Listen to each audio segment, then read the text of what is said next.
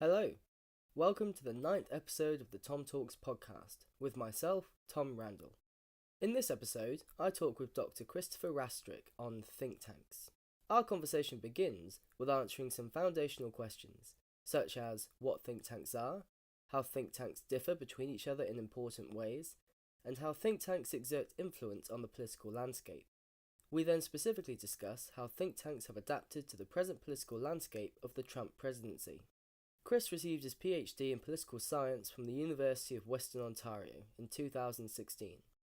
He regularly writes on public policy issues in Canada and beyond, appearing in the nation's top newspapers and journals.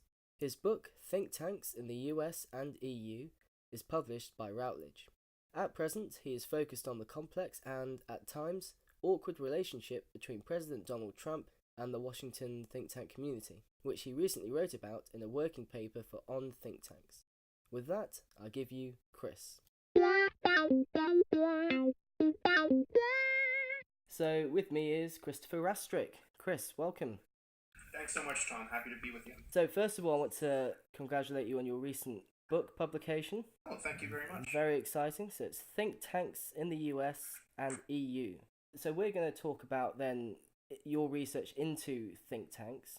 And I suppose just to begin, it might be helpful to answer the question first, I suppose, what is a think tank? Right, well, I mean, ostensibly it would be a basic, but like many areas of scholarship, there's some significant debate as to what a think tank actually is. And of course, across different geographic and institutional spheres, the meaning of think tank in one area might not necessarily be applicable in another. That being said, there are some traits or characteristics of think tanks that are typically associated with these organizations. More often than not, they are nonprofit or not-for-profit. In many cases, depending on the specific tax codes and surrounding legislation, they may be considered charities. They're non-governmental more often than not, especially in the North American context. Now, when you get into the EU, many countries, in fact, have think tanks that are closely associated with political parties. In most cases, though, those are the exceptions rather than the rule. So we like to think non-profit, non-governmental. And what do they actually do? Well, they provide research, analysis, fora for major issues facing public policy and the public policy debates in their given constituency. And their purpose really, the way I see it at least, is to inform and assist policymakers and the broader public in grappling with the major public policy issues and debates of the time. Now, one thing that I found interesting with that is usually think tanks are associated with being non-governmental organizations, but are there cases where the think tanks are in quite close cohort with government bodies? So especially in, say, the US, where I think I read in your work that in Washington, D.C., you've got 25% of all think tanks in the US are located there. And Right. A few of them get quite a bit of funding from the government as well. Yes, many of them do. There is this perhaps caricature that American think tanks are entirely independent of government, specifically vis-a-vis their funding source. In many cases, though, this isn't true. It is true as well, though, that a lot of think tanks, many of them quite prominent, actively reject any kind of government funding and use that, in fact, as a point of pride, a marketing tool, a way to demonstrate that they are, in fact, providing impartial, unbiased public policy research for the public. They're not necessarily in the pocket of any government or government agency, let's say. Right. But as you point out, yes, many think tanks do receive funding in the form of tenders, grants, less so nowadays, but unrestricted funding is kind of the gold standard that think tanks pursue in their funding. But in many cases, governments if the government is providing funding to think tanks, they are looking for some return on investment, and more often than not, that is in the form of a report or a major event, let's say. Right, and so sometimes this funding can be quite significant as well. So with the RAND organization, how much do you reckon they get from government? So the Rand Corporation is a really funny beast. It came out of the post-war period, just after the post-war, and it was initially conceived from a Douglas aircraft manufacturers. They were looking to essentially park some cash in an organization that could provide research on major defense issues at the time. Of course, post-war, we have the beginning of another war, let's say, a cooler war. And the initial raison d'etre behind RAND was to provide the kind of research that would inform the defense community desperately looking and seeking information at the time. We have to understand, of course, that this was before a period of bloated bureaucracies that we might characterize today's bureaucracies as. So there really was not an in-house capacity within many government agencies to provide the kind of timely, topical, and in-depth research that was required to make major public policy decisions, such as during the Cold War. So the Rand Corporation was conceived as the solution to this. And over the years, since its founding, I think it was in 1947, we have seen this organization become, by a long shot, the most well-funded think tank we can imagine. I think last year it had revenues of approximately $350 million, which for most think tanks in the world, even in the US, is considered exorbitant. You know, we often think of the Heritage Foundation or AEI or the Center for American Progress when we think of think tanks in the US. Those think tanks really are the exception to the rule.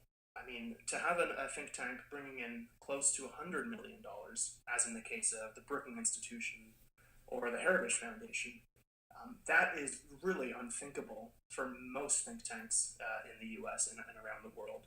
Most organizations don't have budgets of even a fraction of that to compete with. So to have the Rand Corporation at $350 million a year is imaginably so quite significant. And the actual funding source for the Rand Corporation is still mostly governmental. The Department of State, the Department of Defense, these are the main organizations that are keeping the lights on, if you will. Is there something suspicious about that, do you think? I mean, this is a lot of money. Obviously, I'm just wondering, obviously some of that is sourced from some governmental sources, and then I wonder where that money's then spent in turn. So, fair amount on research and empirical data, but also I wonder, is there, do they lobby? They don't lobby. They certainly have an advocacy component, as do most think tanks. But because of their constituency, which is to say, very highly specialized technical defense-related audiences, their advocacy is not as broad as a typical think tank in Washington would be, for example. It's also worth mentioning that the Rand Corporation is not a typical think tank when we look at the scope of their operations. They actually grant PhDs. They're a doctorate granting body. So that is a very marked distinction from what we imagine to be the role of most think tanks around the world. Certainly not granting PhDs to students. It's also perhaps worth mentioning that they are not based in Washington, that they are, in fact, in California, in Santa Monica, which I think perhaps lends a bit to the notion that they are outside of the Washington bubble. They are not part of, let's say, the swamp that President Trump is so adamantly seeking to drain. So in terms of suspicion, I personally do not approach them with suspicion because, to be frank, their audience is not sufficiently large enough for them to have kind of a pernicious mandate or a pernicious activity. They are very much looking to provide expert research for a very highly technical audience. Okay, that's really some nice distinctions to be made there. So the RAND organization is more of an outlier or an anomaly compared to most think tank structures. So what's a normal endowment for a think tank? Do you think on average, like a few $100,000? We like I said, when we think of think tanks in the U.S. in particular, we often think of the DC 5. That's Brookings Institution, the Heritage Foundation, CSIS, the Cato Institute, and AEI. These organizations have budgets, pushing 80 million plus. I might argue that the Center for American Progress would be an actual part of the DC 6, and their budget, though not quite 100 million or so, is still significant. But these organizations really are exceptions to the rule. In most think tanks, I'd say we're looking at about $1 million. Certainly in Washington, D.C., there's quite a saturated marketplace. Some 25% of the U.S. think tanks are based there. And when you consider there are about 1,900 think tanks in the U.S., that's quite a large number. So there's simply it's not enough money for all of those organizations to have $100 million budgets. And especially once you get out of the Beltway, when you get out of Washington, the budgets aren't oftentimes as significant as well. In many cases, it's a staff number of 10 to 20 that are running these organizations. So in most cases, very modest operations, much unlike the DC 5 or the DC 6. I suppose because I've never been inside one or been a part of one, it might be difficult to try and envision what actually is the working progress or the working process, sorry, inside the think tank. So just to imagine, just got your 10 to 20 core figures working on various projects is very interesting. And then another distinction that was made was that think tanks don't necessarily lobby. So I wonder if you could talk to how do then think tanks influence governmental policy? Absolutely. So you're right. I mentioned they cannot lobby, and that is largely for legal purposes. Most think tanks in the U.S. are what are called 501c3 organizations, and that is the label that allows them to operate with tax-free status. In doing so, however, they surrender their capacity to engage in partisan behavior. They surrender their capacity to actively lobby partisan figures. The distinction, though, is that think tanks can and very much do engage in advocacy. And I think that's a very important distinction. When I think of advocacy, I think of organizations that are looking to have an impact on policy day to day, absolutely. But there's also another component, which is a more longer term field of vision. And that is to say that many think tanks, and I would argue that all think tanks, inherently have an ideological perspective, an ideological vision that they are ultimately looking to craft public policy toward. And that might sound as though there's some suspicious or pernicious element at play, and I don't think that's the case at all. I think that many think tanks survive because of their ideological identification.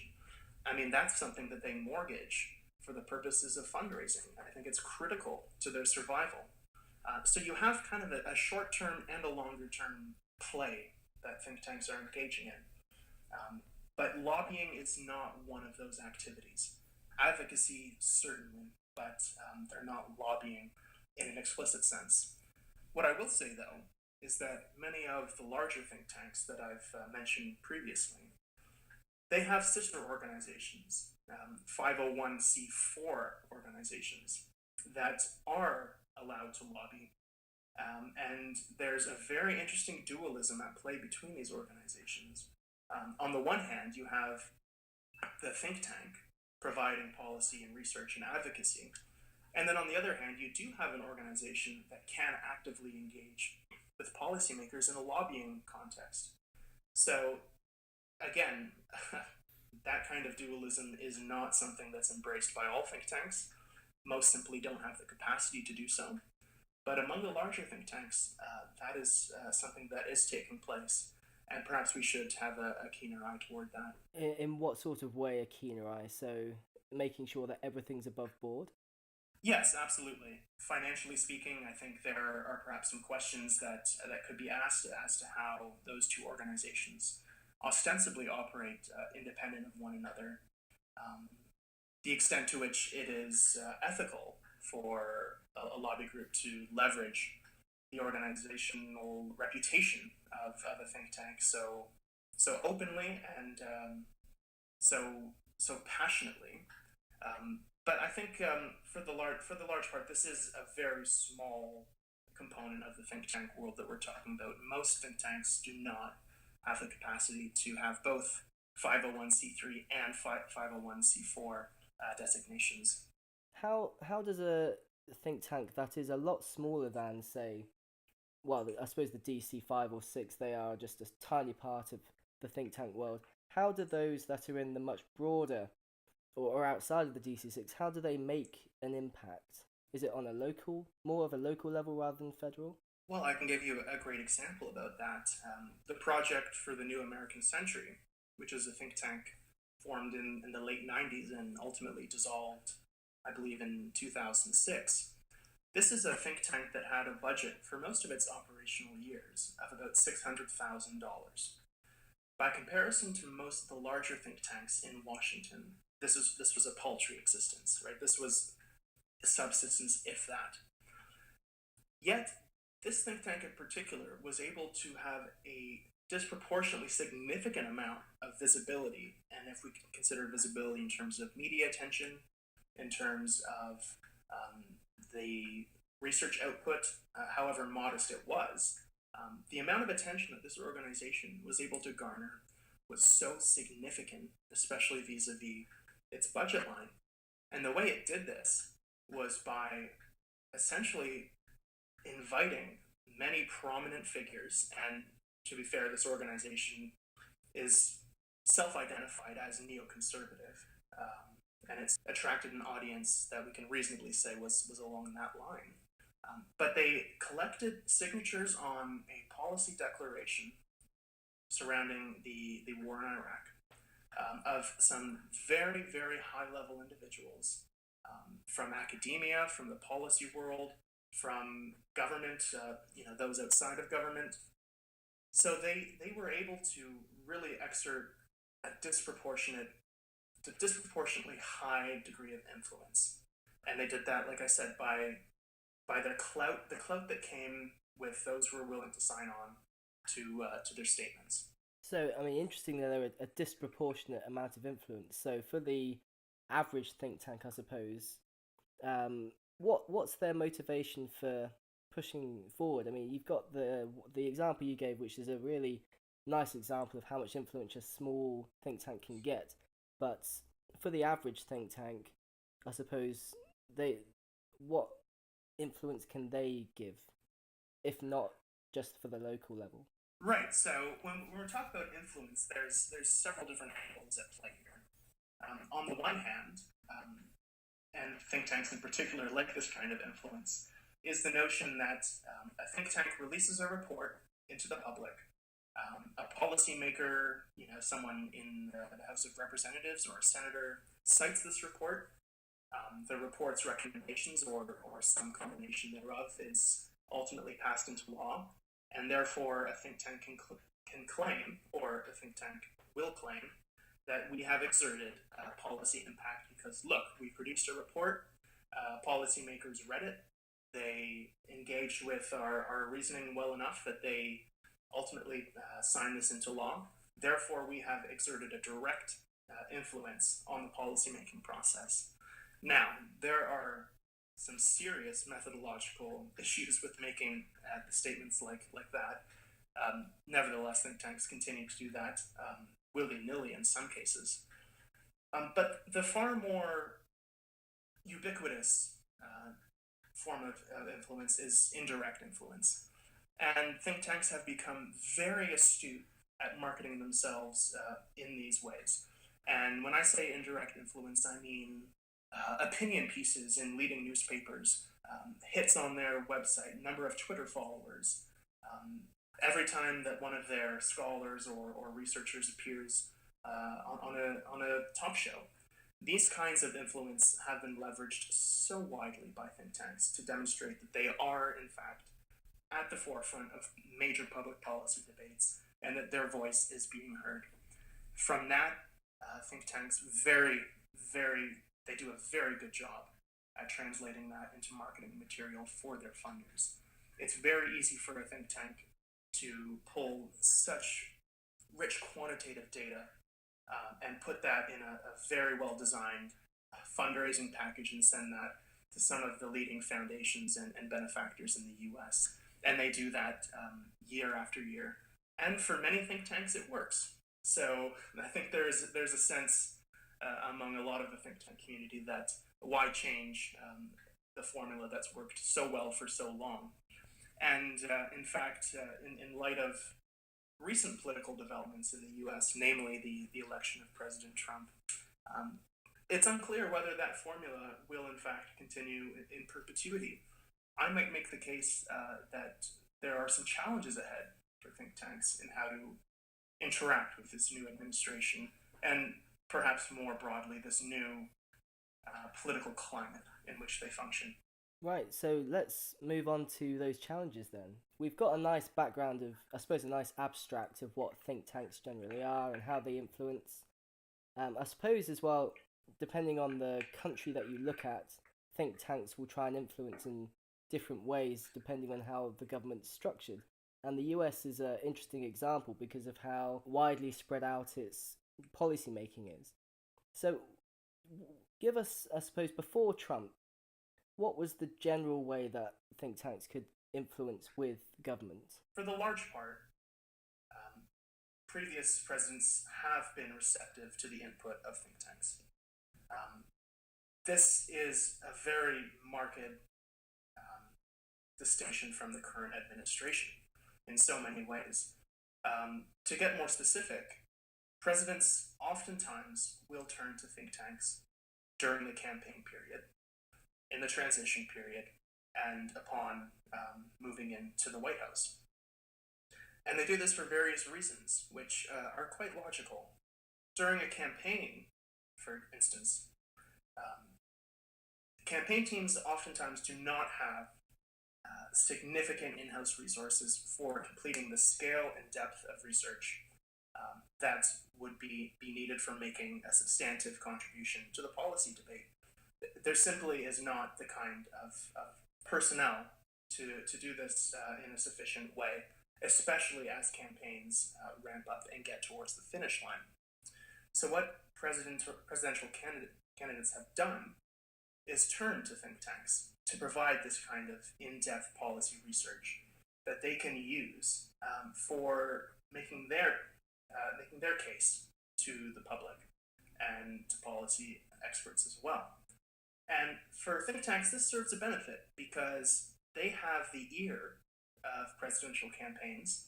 They establish relationships. They build their allegiance to a potential president. And should that president, in fact, be successfully elected, well, that's a great starting point for a fruitful relationship over 4 or 8 years. And during the transition period, a very similar force is at play. Presidents and presidential campaigns are essentially trying to determine what can reasonably be accomplished in 4 years. They're not quite looking 8 years at that point, but they're ultimately trying to gauge what will happen day one, what priorities they're looking to fulfill. And to do so, they need sufficient research and analysis that, once again, might not necessarily be sufficiently covered in-house, if you will. So that is one significant way that think tanks have been able to ingratiate themselves in presidential campaigns. And like I said earlier, we see this across ideological stripes. We see this through the years. I mean, we might consider that Ronald Reagan would not necessarily have given the impression of someone who was very receptive to the research and analysis of think tanks. Yet, empirically speaking, that was quite the opposite. The Heritage Foundation, a prominent conservative think tank, offered him a shadow budget, if you will, a draft budget that they felt would be best for the future of the United States, of course, within their particular ideological vantage point, and given Ronald Reagan's proclivity towards their ideological stance, upwards of 60% of that shadow budget was passed by the Reagan administration first year in office. It's one of the most clear-cut cases where American think tanks are able to exert a demonstrable policy impact. Especially with the Trump campaign, there seemed to be a move away from the amount of influence think tanks could have on their campaign group. There seemed to be, for the Trump campaign, very much an in-house kind of policy-making style, that they didn't really reach out to or accept invitations from other major think tanks for how to influence their policies. Is that right? During the campaign, the Trump team was seriously devoid of any noticeable or delineable relationship to think tanks. It was a very small team. This is in very significant contradiction to the Clinton campaign, in which there were literally hundreds of think tank personnel who were informing the various policy domains that would-be President Clinton would like to have tackled. But in the Trump team, there was very, very minimal communication with think tanks. And if there was communication, it was very discreet. And there was, it hasn't been leaked. And given this particular administration's proclivity towards leaks, I find it hard to believe that they are able to mask some grand relationship among think tanks and the Trump team. So I'm led to believe, and I do believe, that the Trump campaign and now the Trump presidency is not forging significant linkages with think tanks in Washington. The exception being during the transition period, in which President Trump did include some of the senior representatives from the Heritage Foundation on the transition team. Since then, however, it really seems to have waned. There is not a very clear relationship there. And in many ways that's troubling, but in many ways perhaps that's expected. For instance, during the presidential campaign, there was really quite a clear belief among pundits, among policymakers, and if you read some of the literature recently on the Trump presidency, even among the Trump campaign team, there was this wide belief that it was not going to be successful. It's unclear whether President Trump even desired to become president of the United States. That's certainly for another show. But the point being, the campaigning President Trump was not building the apparatus that we would have expected to see out of a serious contender for the highest office in the land. Do you think there's a connection between the populist rhetoric that the Trump campaign was using and the amount of influence, or I suppose absence of think tank influence within the Trump campaign? So the connection that I'm thinking about is, are think tanks used to a kind of establishment that the populist rhetoric was trying to undermine in some way? I would agree with that. The think tanks in the US, especially the more well-endowed think tanks, have benefited enormously from a political climate that has been receptive to expert research and expert advice. They've benefited from a particular geographic location that in many ways is an echo chamber. This is definitely a climate that think tanks have, that has allowed think tanks to flourish and to maintain their operational capacity. Now, with the campaign and the election of Donald Trump to president, we see a challenge to the status quo. When we look at the kind of populism that then campaigning President Trump used in the campaign, and has used, in fact, up to present, um, we see a very clear challenge to the conventions, to the mores, to the norms that have defined both the presidency and, in fact, the Washington public policy community. I think it's perhaps important to just distinguish what we mean when we say populism in the context of President Trump, because I think this is a term that has been used quite robustly and at the risk, in fact, of losing its particular credence as a political concept. So when I think of populism, I think of three particular factors. I think that there is a clear anti-establishment overtone, and we saw this very clearly in the Trump campaign and presidency so far. The notion that there's a swamp that must be drained. It's not lost on me and many others that this is particularly rich, coming from a billionaire who has benefited very well from the establishment and who, in fact, is part and parcel thereof. And the second component is the impulse towards authoritarian tendencies. And we see this, and we have seen this in the Trump presidency so far, notwithstanding the firing of the FBI director. There is a very clear need for adulation with President Trump.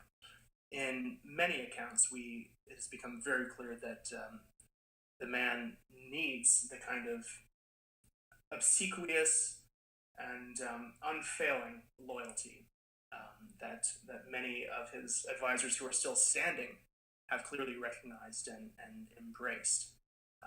Any kind of disagreement or dissent to his will is seen as unpatriotic, and he's labeled it as such.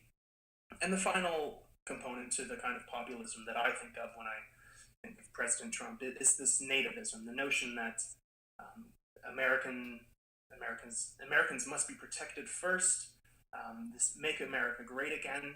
And we see this in policy outcomes like the various travel bans and this quest toward a border wall and immigration restrictions and rollbacks of President Obama's immigration policies. So with those three kind of populist dimensions, we can perhaps begin to understand why think tanks are struggling with this president in terms of having any kind of access or influence. Now, of course, the presidential office is, I suppose, one locus of power within the government as a whole. You've also got, say, the Senate and Congress. And so you've got the challenges that think tanks face with access to the presidential office. But I suppose, are there also opportunities in a quite fragmented Senate or Congress for think tanks to have influence on the actual policymakers themselves? So often the president can get stalled by the conversations that happen within the legislative areas. So are there ways that think tanks could exploit this in another way if they can't access Trump? Absolutely, Tom. You're very right to point out that the White House is but just one branch of government, a significant one to be sure, but there are other actors at play. When we look at Congress, we have 435 members in the House. We have 100 senators. These are all constituencies for think tanks. These are all individuals who think tanks actively track in terms of their policy positions and determine whether there is an opportunity for the given think tank to perhaps either stall or alter the policy preferences of a given senator or member in the House. So there's certainly an opportunity here for think tanks to focus on Congress and take advantage of the fragmented partisan landscape as well. That's another area where think tanks, I think, stand to benefit from the Trump administration. I mean, we've seen, despite a Republican House and a Republican Senate, that many of the major policy platforms of President Trump have not been enacted and have not been received quite positively in these chambers. When we look at the Affordable Care Act, also known as Obamacare, I mean, that was stymied by Republicans, not by Democrats. At the end of it, with John McCain and his famous downvote. So this is, I think, a very strong opportunity for think tanks to penetrate individual members in the House and senators and really focus their efforts there instead of on the White House, which I think they are, for all intents and purposes, writing off for the next 3 years. I think think tanks are also able to really take advantage of an engaged citizenry. I mean, Pew survey after Pew survey illustrates to us that Americans are, by and large, more engaged in the political process than they have been in some time. This is great for think tanks because they're able to share their message to a wider audience. They're able to awaken an ideological spirit that might not have been, or that has been dormant for some time among many members of the American citizenry. So this is a great chance for think tanks not only to spread their message to a larger audience, but with that, they also have a new list of funders that they could certainly attempt to elicit donations from. I mean, think tanks typically do best in their fundraising when they're able to resonate not just on a policy issue of the day, but with a broader ideological sympathy that they are able to market to potential funders. So I think this is actually a great time for think tanks from those two perspectives. There are, of course, significant challenges at play here. I mean, the first being funding. For those think tanks that are receiving government funding or government grants, they should be very concerned about their operational future. I mean, the United States Institute for Peace, they're about to lose $35 million. The Wilson Center, they're about to lose a third of their funding over the next couple of years. I think the RAND Corporation is probably quite safe in terms of its funding, given the administration's very clear and very vocal support for the armed forces. So I don't see any significant challenge to the RAND Corporation's bottom line over the next 3 or, God forbid, 7 years. I suppose importantly as well, the engaged citizenry recently has been the youth of America as well. So I suppose the hope would be over the next few years, if you've got think tanks that are very good at marketing their ideological vision to the younger generation of America, then hopefully the future will be a bit brighter. Absolutely. I think some of the strongest and most interesting programs to come out of think tanks over the last little while has been their engagement with campuses and youth. There's obviously a very clear motive there. If think tanks can establish a relationship with a younger person and have a favorable relationship, then that's potentially 60 or 70 years of funding support and the ability to know that they have an audience that is skewing younger. And I think think tanks are consciously aware that it is in their best institutional interests to direct their attention towards younger Americans in the effort of essentially planting their ideological seed earlier rather than later. It's a lot easier to have a demonstrable public policy impact when there's simply less lived experience to work with. And to have an ideological affinity at a younger age is something that I think tanks are really waking up to. The Council on Foreign Relations, they have an exceptional campus program. Heritage Foundation, they have a very significant campus program as well. So I think among the larger think tanks, this is certainly where they are going to be focusing a lot of their effort. For smaller think tanks, though, I think it's more of an operational constraint than it is a desire at this point. Another thing that we haven't spoken to is, which is the topic of your book, is how think tanks differ in their influence and their processes within the US, but compared to other countries, such as those within the European Union. Are there significant differences that you found, or are actually quite similar? So I did find significant differences, and the motivation behind doing ultimately my thesis and what became the book on this comparative dimension is that we often tend to think of think tanks purely in Washington, D.C. terms. It's understandable given the number of organizations that are based there, but we also have to understand that most think tanks are not in Washington. Many nations around the world have, if not thriving, certainly burgeoning think tank communities. So I thought it was important to take the spotlight off the US think tank community as a whole and perhaps make a comparison to another think tank community which has been the subject of minimal literature and analysis. And that was those think tanks that are based in Brussels and operating with a European Union field of vision, which I called supranational think tanks as homage to Ernst Haas, perhaps.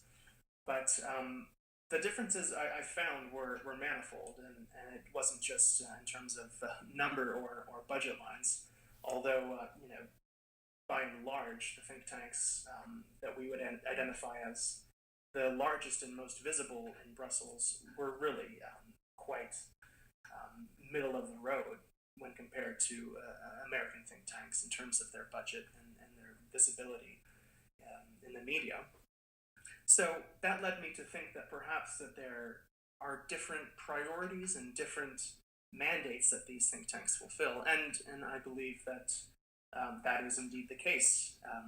For instance, think tanks that are functioning in Brussels are largely fulfilling what I see as a networking function, meaning that their comparative advantage is in gathering policymakers, academics, members of the business community, members of the interest representation community, gathering these individuals together and providing that space for them to articulate their particular visions to each other, and ultimately, in best case scenario, reach some kind of compromise in terms of the ideal direction of policy at the EU level.